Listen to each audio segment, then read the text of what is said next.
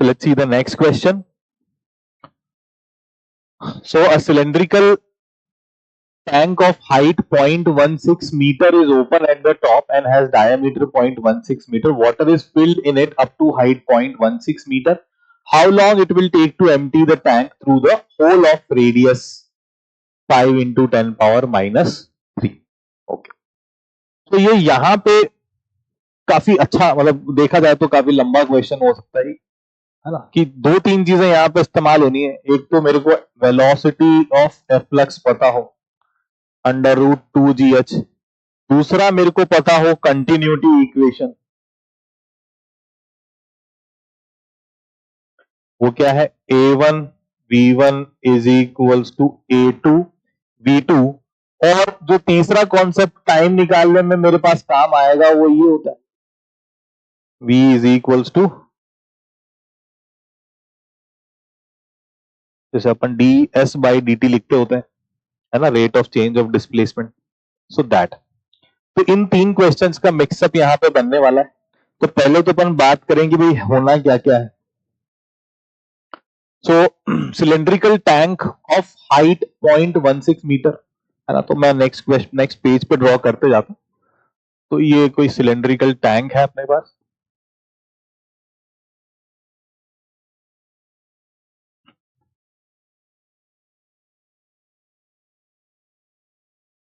इसका जो डायमीटर है दैट इज गिवन,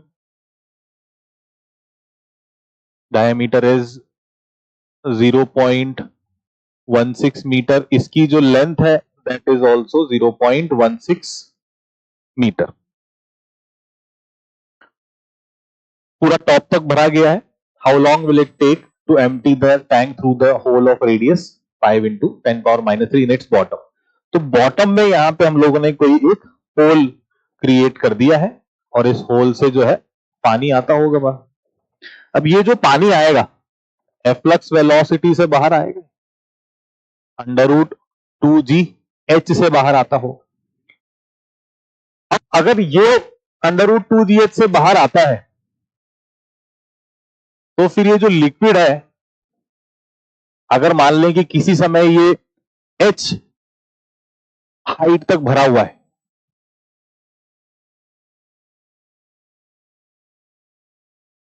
तो ये जो टॉप मोस्ट पॉइंट है ये भी किसी ना किसी वेलोसिटी से नीचे आ रहा है. मान लेते हैं कि किसी v1 वेलोसिटी से नीचे आ रहा है. यहां का एरिया हम लोग मान ले रहे हैं स्मॉल a, ये एरिया मान लेते हैं कैपिटल A. तो एक जो बात कंटिन्यूटी इक्वेशन से बोली जा सकती है वो तो ये है ही कि capital A into v1 small a into v. ऐसा कैपिटल A अगर लिखा जाएगा तो पाए 0.16, क्योंकि डायमीटर है ये, A लिखेंगे तो पाए, इसमें भी शायद डायमीटर ही गिवन है, विच इज, अच्छा यहां रेडियस ही गिवन है, 5 into 10 power minus 3.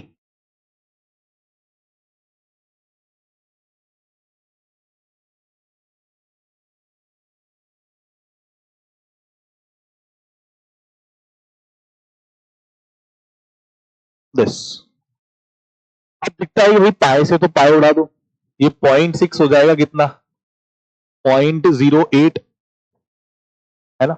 0.08 का स्क्वायर करोगे तो 64 into 10 power minus 4. और ये v1 को अगर मैं ऐसे लिखना चाहूं, -dh/dt, आई होप किसी को प्रॉब्लम नहीं होनी चाहिए. क्यों? क्योंकि हाइट में चेंज होने की रेट ही तो क्या है, वेलोसिटी है, और नेगेटिव आ रहा है क्योंकि हाइट घट रही है टाइम के साथ.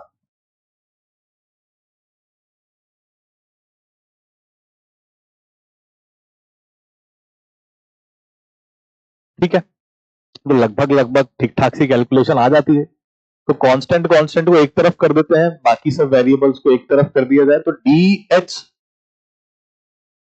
बाय √h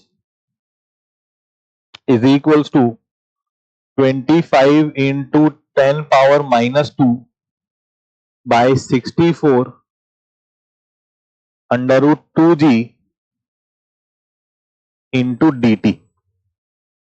राइट, टाइम पता करना है तो शुरुआत में अगर टाइम 0 है तो शुरुआत की हाइट भी मेरे को पता है ना। बाद में टाइम हो गया है t, तो बाद की हाइट भी मेरे को पता है, पूरा टैंक खाली हो गया, हाइट हो गई 0, राइट। तो इसको इंटीग्रेट कर देंगे 1/√h को, तो इट विल बी 2√h, है ना। सो अच्छा, एक माइनस साइन था अपने पास। तो अब ये कितना आ जाने वाला है, माइनस साइन हो गया है 2√h, लिमिट रखेंगे 0 to this, तो ये आ जाएगा 2√0.16। अब ये सारी चीजों को इस तरफ लेकर के आते हैं, 64/25 इंटू 10⁻⁻2 ऊपर जाकर के हो गया है 100, एंड देन √2g, राइट। तो इन सारी चीजों को जब हम लोग कैलकुलेट करते हैं, तो कैलकुलेट करके वी विल गेट 46.26।